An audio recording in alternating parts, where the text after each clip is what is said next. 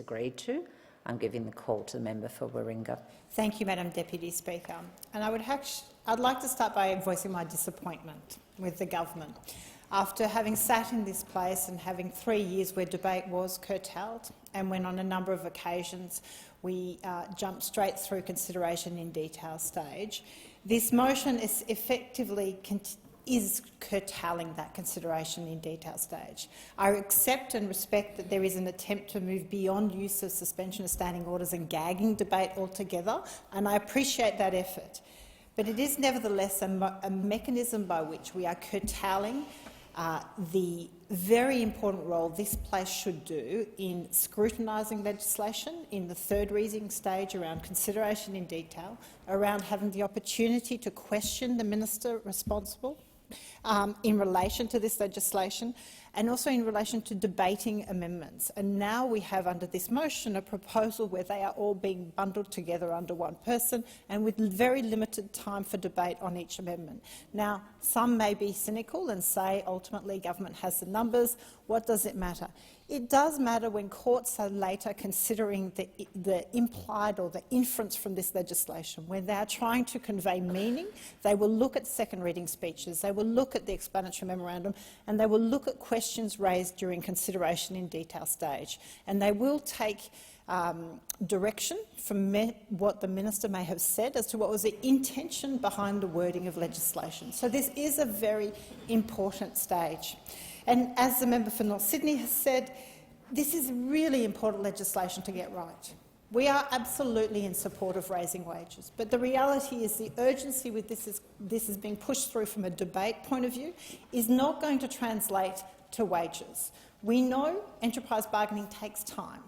And if anything, by adding the complexity of some of the changes in this legislation, it is likely to take even longer.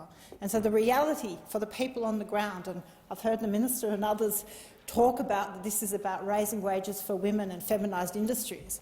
With respect, by bundling it all in, we are losing the advantage of some of the good changes that are in this legislation around the boot test, and they are being completely superseded by the divisive debate around the more contentious elements. And so I strongly support and urge the government to consider the separation of this bill and to pass without delay the elements that have consensus, they have social support, they have social licence. Business and unions and everyone has come together to do those good changes to the boot test and other elements. They are not contested. But around the multi-employer aspect, these streams are contentious. They haven't had consideration. They were first exposed only some 8 days ago. And as the member for North Sydney has said, we have all scrambled to get as many briefings as possible and to try and consult with our communities. But there is no way I have had the opportunity to consult properly. So not only through this motion will there not be proper scrutiny at consideration in detail stage, but we also just have not been able to bring the community on board to even understand or even be supportive of all the changes that are proposed in this legislation. So the unfortunate outcome is legislation that may well, in balance, have been really good and introduced really good changes. That message is completely lost to many, many communities because of the desire to rush the final part of this bill. And I think that's a really unfortunate situation to have put the parliament in, and I think the government in as well.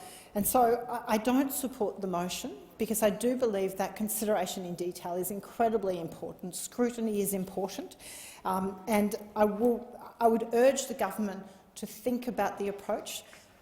The manager of government business was very vocal at the start of this parliament and during the last parliament about wanting processes of this place of parliament to be respected, that we needed to restore integrity to this institution. I would strongly say that this is not how we go about